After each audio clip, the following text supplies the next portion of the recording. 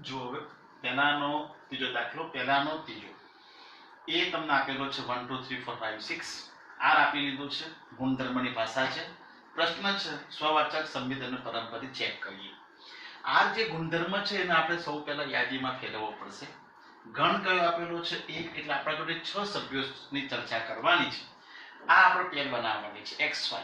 કેવી xy? તો જે બીજો ઘટક જે છે આ પેરનો y એ x વડે શું છે? વિભાજ્ય. તો આપણે ધારો કે 1 ની વાત કરીએ, પહેલા 1 1 મૂકીએ, 1 1 તો 1 એ 1 વડે આ જે રે આ એના વડે વિભાજ્ય છે તો 1 1 આવશે. 1 2 લઈએ તો 2 એ 1 વડે વિભાજ્ય છે. અહીંયા જે છે જોવાનું 2 એ 1 વડે વિભાજ્ય છે, 3 એ 1 વડે વિભાજ્ય છે, 4 એ 1 વડે વિભાજ્ય છે, 5 એ 1 વડે વિભાજ્ય છે, 6 એ 1 વડે વિભાજ્ય છે. પાછળ વાળો રહે ને આ સરળ ચેક કરી લઈએ. જો y એ x વડે વિભાજ્ય છે એટલે પાછળવાળો y છે એ x વડે વિભાજ્ય છે. ચેક કરો તો 1 માંથી 1 1 1 2 બધા જ આવશે તો 1 6 સુધી આવી ગયા. હવે 2 ની વાત કરીએ તો 2 1 અને 1 2 આમાં છીએ આપણે.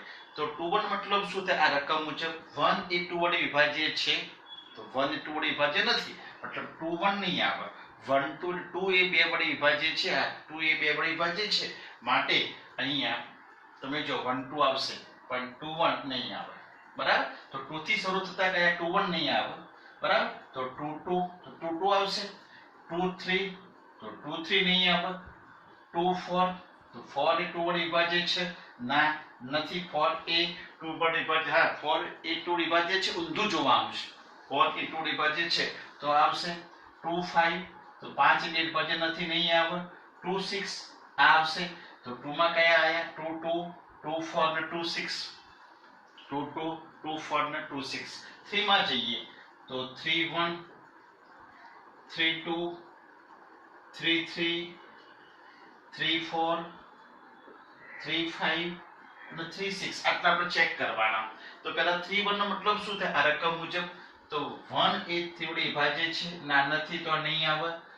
2 એ 3 વડે વિભાજ્ય નથી, નહીં આવે. 3 3 આવશે. 4 3 અને 3 4 તો 4 એ 3 વડે વિભાજ્ય છે, ના નથી તો નહીં આવે. 3 5 નો મતલબ 5 એ 3 વડે વિભાજ્ય છે, ના નથી નહીં આવે. 3 6 નો મતલબ શું થાય? 6 એ 3 વડે વિભાજ્ય છે, આ છે તો આવશે. તો 3 3 અને 3 6 આવશે. તો 3 3 અને 3 6 આવી ગયા. બરાબર? તો એ રીતે 4 માટે જોઈએ તો 4 1 આવશે. તો 4 1 નો મતલબ શું થાય? 1 એ 4 વડે વિભાજ્ય છે, ના નથી નહીં આવે. 4 2 નહીં આવે. 4 3 નહીં આવે. 4 4 આવશે. તો 4 4 4 5 નહીં આવે. 4 6 નહીં આવે. 4 7 ના આવે. 4 8 આવે, પરંતુ અહીંયા 8 સુધી લેવાના નથી, 6 સુધી જ છે. એટલે 4 ની વાત પૂરી થઈ ગઈ. 5 માટે તમને ખબર પડી જાય 5 5 આવશે અને 6 6 આવશે. તો આટલા આપણને શું મળી ગયા? ઘટકો r ના મળ્યા. પરંતુ તમે વિચારજો અહીંયા કેટલા ઘટકો છે? એમાં 6 ઘટકો છે. તો એ ક્રોસ એમાં કેટલા થશે? 36 ઘટકો થશે. 6 ગુણ્યા 6 36. તો એના ઉપગણોની સંખ્યા કેટલી થાય? 2 ની ઉપર 36. તો 2 ના 36 ઘાત જેટલા ઉપગણો બને અને બધા જ સંબંધ r કહેવાય. એમાંથી મેં આ એક સંબંધ આપણને આવો આપ્યો કે બધા 2 ની 36 ઘાત વાળા સંબંધો બધા ચેક કરવાની જરૂર નથી. એમાંથી તમને જે આપ્યું છે એ આપણે જોયું. તો આ આપણે પસંદ કરીએ એમાંથી જોઈએ. તો હવે એના માટેની ચર્ચા આપણે કરવાની છે. તો હવે એની અંદર r જે મળી ગયો તે કઈ ભાષામાં શોધ્યો આપણે? તો આ શોધી કાઢ્યો યાદીમાં. હવે આ યાદીમાં જે આ મૂળ એકનો એક જ છે, યાદીમાં જોવાનું. હવે ચેક કરો સ્વવાચક. સ્વવાચકમાં પોતે ને પોતે તો 1 1 છે, જોઈ લો છે, 2 2 છે, 3 3 4 4 5 5 6 6 બધું છે. મતલબ સ્વવાચક છે. તો લાંબુ ન લખો તો ટૂંકમાં લખી શકાય કે r એ સ્વવાચક છે, કારણ કે દરેક x belongs to a માટે જે x આપણે આ x બધા ઘટકો x સમજી લીધા. એમાંથી સ્વવાચક માટે તમને ચોખવટ કરું છું, સ્વવાચક માટે ગણમાંથી જ લેવાના ઘટકો. તો ગણ કયો હતો? a. તો એમાંથી આ 6 એ 6 ઘટકો ચેક કરો અને એની પેર અંદર આવી જાય છે r માં, તો એ સ્વવાચક છે. ચલો સંમિત માટે તો સંમિત નથી, કારણ કે તમે ઊંધી પેર લો. ચલો 1 1 માટે તો આવશે, 1 1 ની ઊંધી 1 1 આવશે.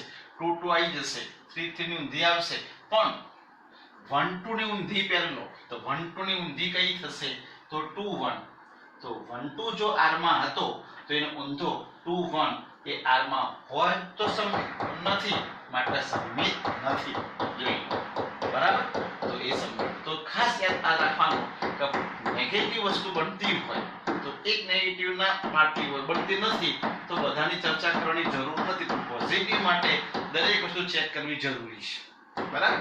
તો અહીંયા સમમિત નથી. હવે વાત આવી પરંપરિત. પરંપરિત માટે તો 3 જણ લેવાના x y z, આ બધા ઘટકો આપણે 3 લીધા, એમાં ધારો કે આપણે 1 2 3 લઈએ 6 સુધીમાં લેવાના આપણે, બરાબર.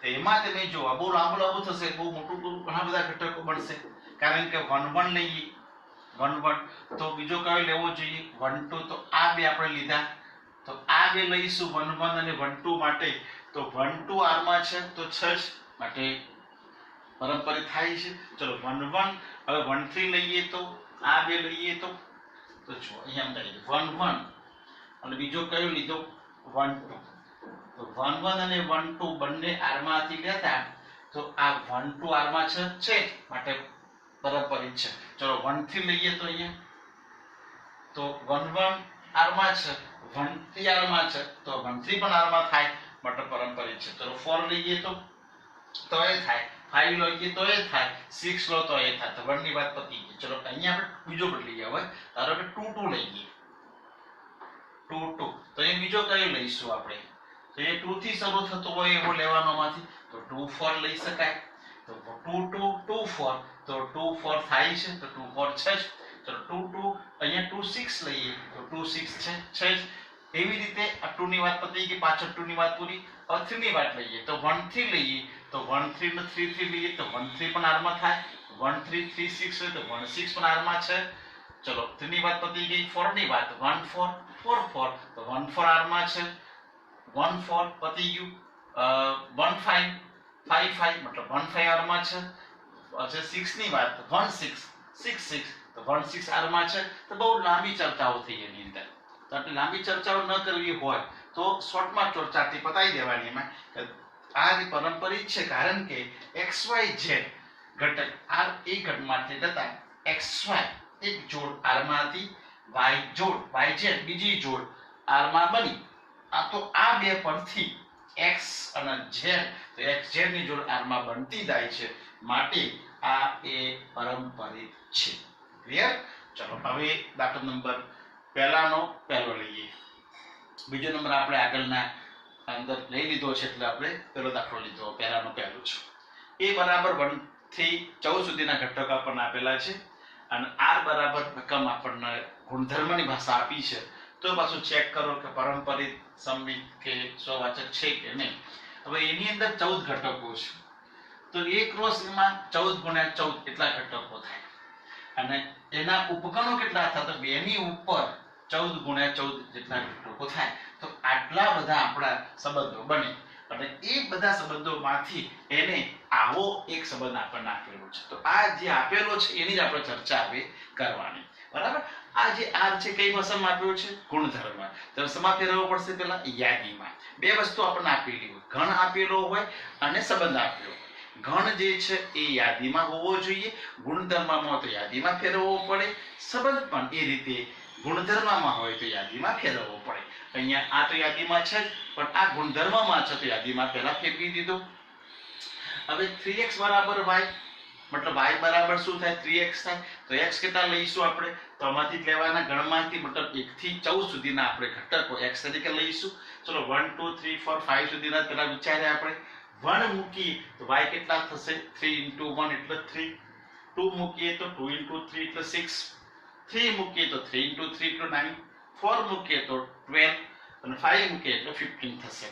મતલબ આપણે કઈ જોડ મળી તો xy આપણનો જોડ છે, તો 1 3 એક જવાબ, 2 6 બીજી જોડ, 3 9 ત્રીજી જોડ, 4 12 ચોથી જોડ, એ રીતે 5 15 એવી રીતે ઘણી બધી જોડો આપણને પ્રાપ્ત થાય. પરંતુ અહીંયા આપણે 5 15 નહીં આવે. કેમ નહીં આવે?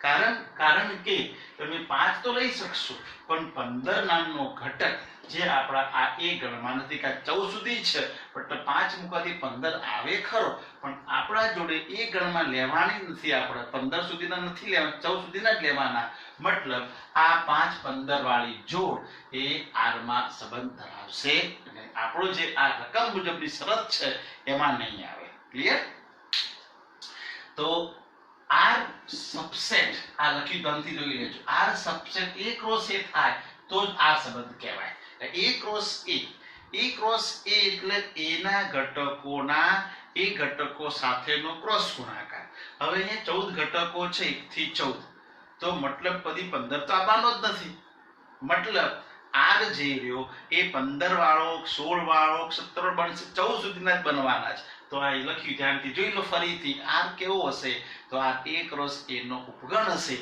કે કોઈ ઉપગણ હશે એ બધા સંબંધ કહેવાય પણ 15 વાળથી ઉપરવાળા કોઈ બનાવશે નહીં સંબંધ મતલબ આ 5 15 r માં આવશે નહીં તો r માં કયા ઘટકો આવી ગયા તો 1 3 2 6 3 9 અને 4 12 આ આપણા r બન્યું તો આ જે r હતો એ r અને આ જે r એ બે એકના એક જ છે પણ આ કઈ ભાષામાં છે ગુણધર્મ છે તો આ કઈમાં ફેરવ્યું આપણે યાદીમાં ફેરવવું પડે હવે આપણે ચર્ચા કરીશું સ્વવાચક સંમિત અને પરંપરિત માટે તો સ્વવાચકમાં નિયમ શું તો ગણમાંથી જોવાનો અને દરેક ઘટક પોતે પોતા એની પેર એ r માં હોય તો સ્વવાચક તમે જોઈ શકો છો 1 1 છે નથી પછી વાર્તા પૂરી થઈ ગઈ બીજું કોઈ જોવાની જરૂર નથી છતાં લખી દીધું r એ સ્વવાચક નથી કારણ રીઝન આપી દીધું ક્લિયર મતલબ પહેલા હું બોલ્યો તો નેગેટિવ વસ્તુ બનતી હોય તો એક નેગેટિવ બની જાય તો આગળ ચર્ચાની કોઈ જરૂર નથી પણ પોઝિટિવ બનતી હોય તો દરેક ચર્ચાઓ અતિથી ઇતિ સુધીની કરવી જરૂરી છે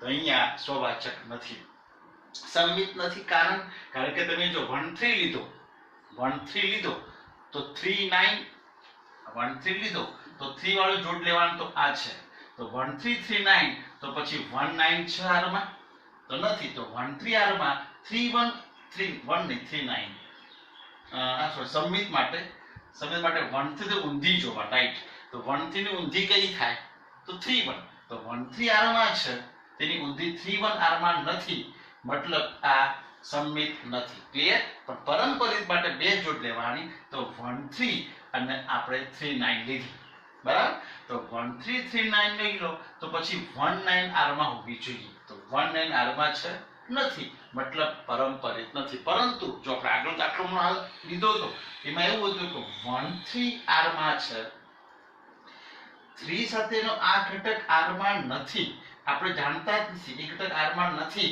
તો પછી 1 સાથેનો આ ઘટક નથી જાણતા r માં ન આવે તો બધું જ પરંપરિત થાય બરાબર તો અહીંયા પરંપરિત નથી બરાબર સમજણ પડી ફરીથી સંમિત માટે શું કરવાનું એક જોડ લેવાની અને એ જોડની ઊંધી જોવાની 1 3 ની ઊંધી 3 1 નથી તો પરંપરિત સંમિત ચેક કરવાની જરૂર જ નથી સંમિત માટે એક જ જોડ લેવાની ફરીથી 1 3 લો એની ઊંધી 3 1 નથી પતી ગયું 2 6 તો એની ઊંધી 6 2 નથી વાર્તા પૂરી 3 9 9 3 નથી વાર્તા પૂરી 4 12 નથી વાર્તા પૂરી પરંતુ બધા ચેક કરવાની જરૂર નથી એકમાં ના એટલે ના પાડી દેવાય પણ પરંપરિત માટે શું કરવું પડે બે જોડ લેવી પડે પણ એની જોડો આડેધડ નહીં અટકણ ઠોકા નહીં કરવાનું એમાં જોવાની 1 3 હોય તો 3 પર લેવી પડે તો 1 3 તો 3 9 લેવી પડશે 2 6 લઈએ તો 6 પર લેવી પડે તો 2 6 લીધી તો 6 પર તો છે જ નહીં બરાબર સમજણ પડી ગઈ ચલો એ રીતે એટલે એ પરંપરિત નથી ક્લિયર